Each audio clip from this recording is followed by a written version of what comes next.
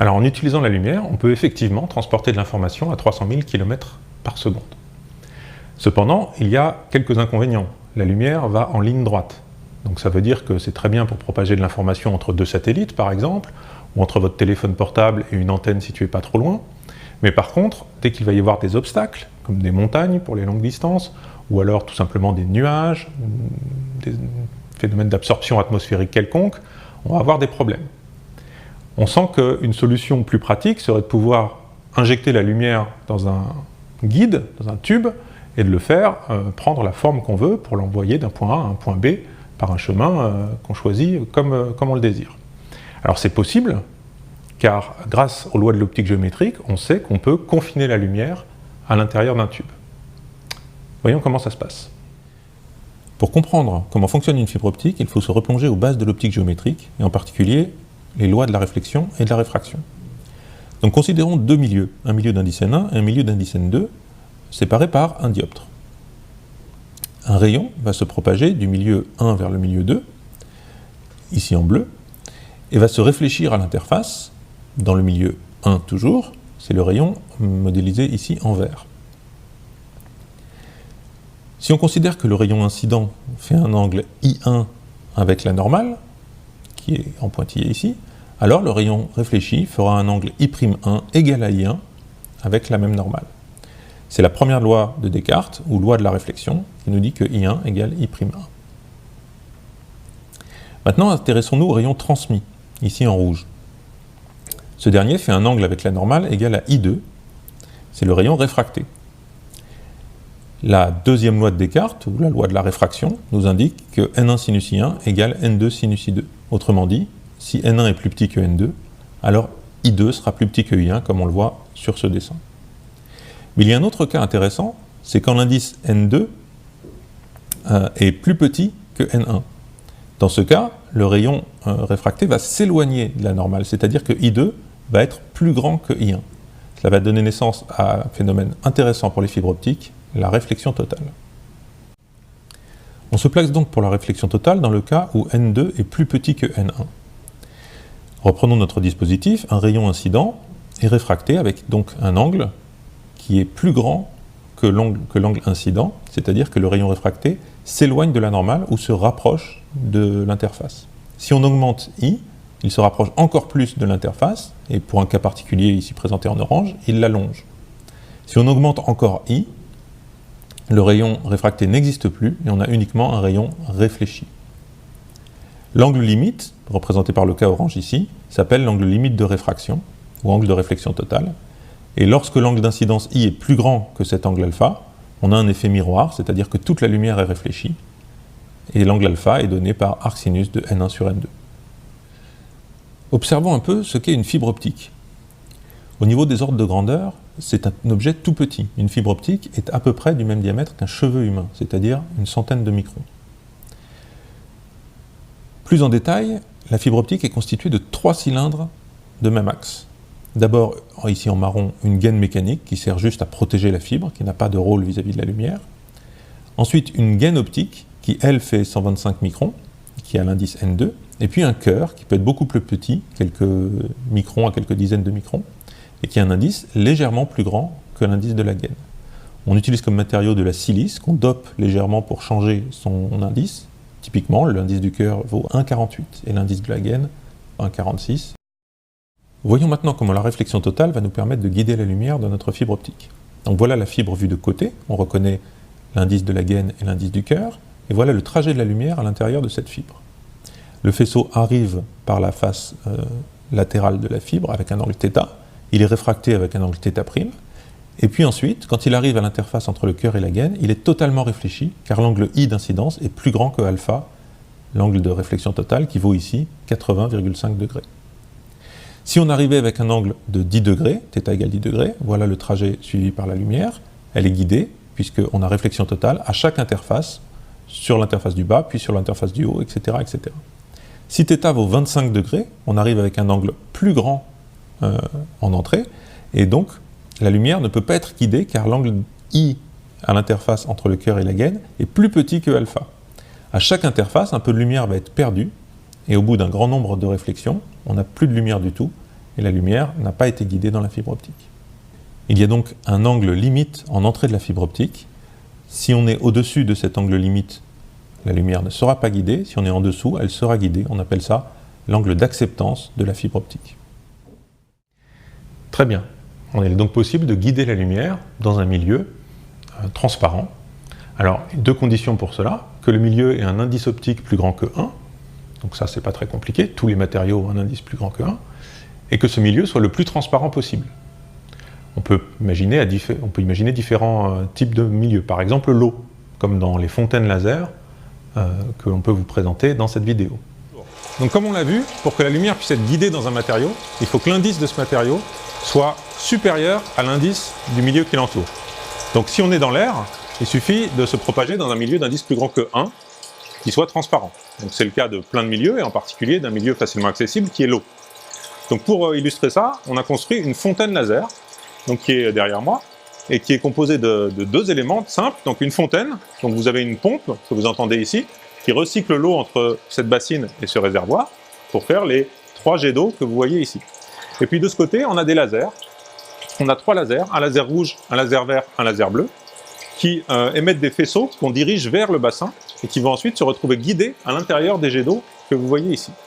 Alors vous ne voyez pas bien les faisceaux laser, qui sont ici, puisque la lumière laser va tout droit, et donc aucun photon laser n'arrive jusqu'à votre œil. Donc pour mieux visualiser ça, on peut mettre un petit peu de fumée. Les particules de fumée vont ainsi diffuser la lumière et les renvoyer vers votre œil. Donc vous voyez ici le parcours des faisceaux laser. Alors ça paraît un petit peu compliqué, puisqu'on a des faisceaux qui vont directement dans certains trous, on a des faisceaux qui se mélangent dans d'autres trous. On va voir un petit peu plus en détail ce que ça donne en gros plan.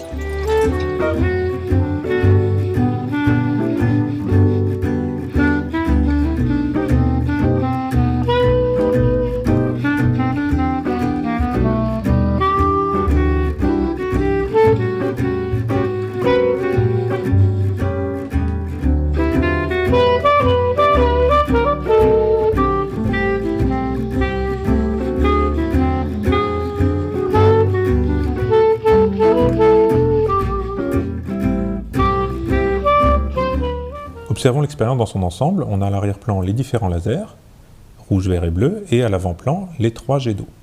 Si on zoome pour observer ce qui se passe à l'intérieur d'un jet d'eau, par exemple le vert, on voit le laser qui se réfléchit à l'interface entre l'eau et l'air, totalement, puis ensuite il se réfléchit une seconde fois, une troisième fois. On ne voit pas ces réflexions successives de façon très claire, car le jet d'eau étant instable, on n'arrive pas à distinguer proprement le faisceau après quelques réflexions.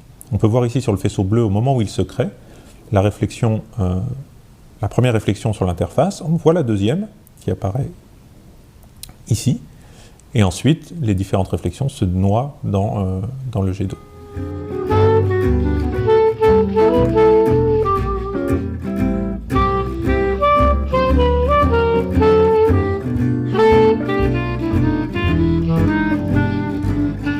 Observons l'arrière de la cuve. On voit les différents lasers qui rentrent dans les différents trous qui donnent naissance au jet d'eau. Si on observe le trou de gauche, on voit qu'on a 3 lasers de 3 couleurs différentes, un rouge, un vert et un bleu, qui sont incidents sur le trou lui-même. On va pouvoir, en faisant varier l'intensité ou la position de ces différents lasers, faire varier les couleurs en utilisant le principe de la synthèse additive dont on a déjà parlé. Par exemple, si je retire le faisceau vert du trou, donc là, vous voyez, je le décale pour qu'il ne rentre plus dans le faisceau, ou si je retire le faisceau bleu, je vais pouvoir obtenir du rouge, s'il n'y a que le faisceau rouge, ou du magenta, s'il y a un mélange de rouge et de bleu.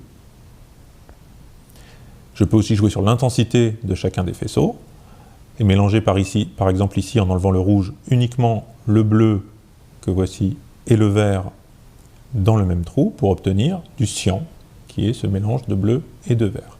On peut ainsi obtenir toutes les couleurs du spectre, du blanc, du orange, du jaune, du vert, du bleu, du cyan, du magenta, toutes les couleurs possibles, à l'intérieur des jets d'eau. Donc voyons ce que ça donne du côté des jets d'eau. Vous voyez ici par exemple du blanc, qui est obtenu par un mélange de rouge et de vert et de bleu en quantité à peu près égale. Ici on passe plutôt à un du bleu.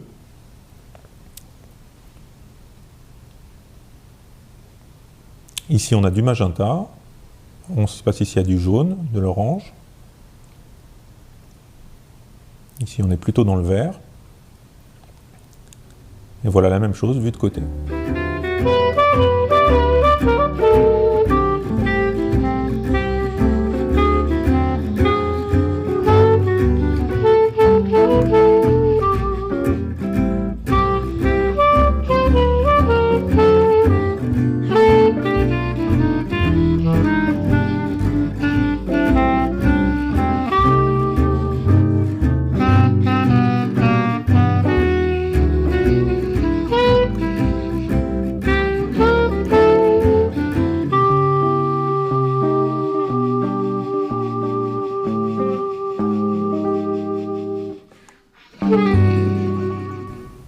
Alors l'eau, ça permet d'illustrer le phénomène, c'est intéressant, mais on sent bien qu'on ne va pas pouvoir faire des grands circuits d'eau permettant de guider la lumière sur des centaines et des centaines de kilomètres. Alors qu'est-ce qu'on a d'autre comme matériau transparent? Le plus transparent possible, eh bien, on a le verre. Le verre a l'avantage d'être transparent et l'avantage d'être très abondant, puisque le verre, la silice, c'est formé à partir de sable, qui est un matériau dont on dispose en quantité colossale sur Terre. Donc on peut, à bas coût, fabriquer des centaines et des centaines de kilomètres de ces tubes de verre qu'on appelle des fibres optiques. Donc une fibre optique, ce n'est rien d'autre qu'un très fin cheveu de verre. Ça a d'ailleurs à peu près le diamètre d'un cheveu. Et si on injecte correctement la lumière dans cette fibre optique, on peut la propager sur des centaines de kilomètres. Alors de quoi va dépendre cette distance de propagation? Eh bien de l'absorption, de l'atténuation dans la fibre optique, car bien qu'étant transparente, elle n'est pas parfaitement transparente. Il y a toujours des pertes. Alors, elles sont très faibles dans le verre, mais elles ne sont pas inexistantes. On peut constater que ces pertes dépendent de la longueur d'onde, c'est-à-dire de la couleur qu'on injecte dans la fibre optique. Donc, comme on peut le voir sur cette courbe, les pertes sont plus importantes dans le visible que dans l'infrarouge. Le minimum d'absorption, donc là où la transmission est la meilleure, se trouve à 1550 nanomètres, autour de 1550 nanomètres. C'est ce qu'on appelle les longueurs d'onde télécom. C'est à ces longueurs d'onde-là du proche infrarouge qu'on va travailler pour pouvoir transmettre les signaux sur les distances les plus grandes possibles. La réflexion totale est un phénomène sans perte, c'est-à-dire qu'à chaque interface, 100% de la lumière est réfléchie. On pourrait donc imaginer qu'au bout de n réflexions, n'ayant aucune perte, on n'a perdu aucune puissance. Donc si on entre avec une puissance 1 watt en entrée de fibre, on récupère 1 watt en sortie de fibre, même après des centaines de kilomètres. Alors ce n'est pas le cas, car il faut tenir compte du fait que la lumière se propage dans un milieu, ici du verre, qui est très transparent, mais qui n'est pas parfaitement transparent. On a donc affaire à une atténuation au cours de la propagation, due à l'absorption par le milieu lui-même, par le verre. Donc si on a une certaine puissance en entrée, on va avoir une puissance en sortie plus faible, et l'expression qui permet de décrire ce phénomène est la suivante: la puissance de sortie vaut la puissance d'entrée fois 10 puissance moins alpha L sur 10. Alpha, c'est le coefficient d'absorption en décibels par kilomètre, et on peut le représenter en fonction de la longueur d'onde de la lumière. On voit que la courbe rouge qui décrit ce coefficient est un petit peu chahutée, mais présente un minimum autour de 1,5 micron. C'est à cette longueur d'onde-là que l'absorption est la plus faible, et donc que la lumière va être le mieux transmise. C'est dans l'infrarouge proche, et à cette longueur d'onde-là, l'absorption vaut 0,2 décibels par kilomètre. Alors concrètement, ça veut dire qu'au bout d'un kilomètre, il reste 95,5% de la puissance d'entrée. Au bout de 10 km, 63%. Si on va jusqu'à 100 km, il ne reste plus que 1% de la puissance d'entrée. Alors pour illustrer les fibres optiques, voici ce qu'on peut appeler une fibre optique. Alors celle-ci est un petit peu particulière, elle n'est pas faite de verre, mais de plastique. Tout simplement parce que ça permet de faire une fibre optique plus grosse et donc plus visuelle. Mais le principe est exactement le même. Le plastique a un indice proche du verre, et la propagation se fait avec plus de pertes, parce que le plastique est moins transparent, mais suivant le même principe. Donc si j'injecte, ici j'ai quelques mètres de fibre, si j'injecte d'un côté la lumière, par ce bout, avec ce laser tout simplement, je vais voir sortir la lumière de l'autre côté, vous voyez, quasiment sans perte. C'est-à-dire que si je mesurais la puissance à la sortie de la fibre, je trouverais à peu près la même chose que la puissance à l'entrée de la fibre. Alors, vous remarquez que la lumière sort par le bout, ici, mais que vous ne voyez pas de lumière verte le long de la fibre elle-même. Tout simplement parce qu'il n'y a aucune perte. La réflexion totale est parfaite, c'est-à-dire que la lumière, une fois qu'elle est rentrée dans la fibre, se propage sans sortir par les côtés de la fibre. Si ça sortait par les côtés de la fibre, vous le verriez, il y aurait de la lumière verte le long de la fibre, et le signal s'atténuerait très rapidement. Alors cette transmission est efficace, mais elle se fait donc dans un matériau qui n'est pas le vide ou l'air. Donc il y a un indice de réfraction. Pour le verre, c'est autour de 1,5. Ça veut dire que la vitesse de la lumière n'est pas égale à 300 000 km par seconde, mais à 300 000 km par seconde divisé par 1,5, ce qui nous amène autour de 200 000 km par seconde. Donc finalement, on ne transmet pas l'information plus vite avec une fibre optique qu'avec un simple câble électrique. Alors pourquoi utilise-t-on des fibres optiques dans ce cas-là? Eh bien, si on ne gagne pas sur la vitesse, on gagne sur d'autres paramètres, qui sont le coût, et surtout le débit, c'est-à-dire la quantité d'informations qu'on peut faire passer dans une fibre optique. Avec les fibres optiques, on peut donc transmettre de l'information non pas plus vite qu'avec les câbles classiques, mais à moindre coût, puisque c'est moins cher de fabriquer une fibre optique qu'un câble, avec un débit plus grand, je vais en dire 2 mots là, juste après, et également en profitant de l'avantage que les fibres optiques transportent de la lumière qui est insensible aux perturbations électromagnétiques. Donc vous pouvez approcher des perturbations, des champs magnétiques, des champs électriques à proximité d'une fibre optique, ça ne va rien lui faire du tout, alors qu'à proximité d'un câble électrique, il peut y avoir des interférences qui vont perturber le signal. D'autre part, dans une fibre optique, on peut profiter du fait que les photons n'interagissent pas les uns avec les autres. C'est-à-dire que je peux injecter dans la même fibre optique un signal codé à une certaine longueur d'onde, et puis un autre signal, une autre communication téléphonique par exemple, à une longueur d'onde légèrement différente.